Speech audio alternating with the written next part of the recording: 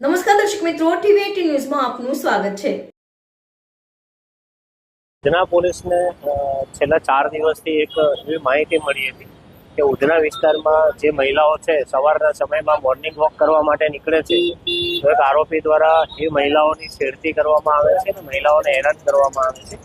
જે ફરિયાદ આધારે ઉધના પોલીસ એક્શન મોડમાં આવી ગઈ હતી અને જે વિસ્તારમાં આ બનાવો બને છે એ વિસ્તારના સીસીટીવી એનાલિસિસ કરી આરોપીને આઈડેન્ટિફાઈ કરવામાં આવે છે।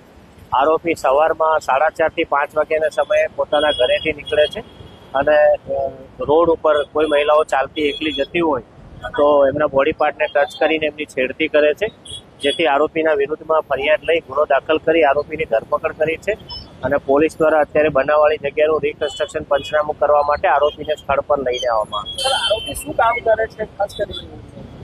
આરોપી તો ખાનગી કોઈ સ્ટુડિયોમાં નોકરી કરે છે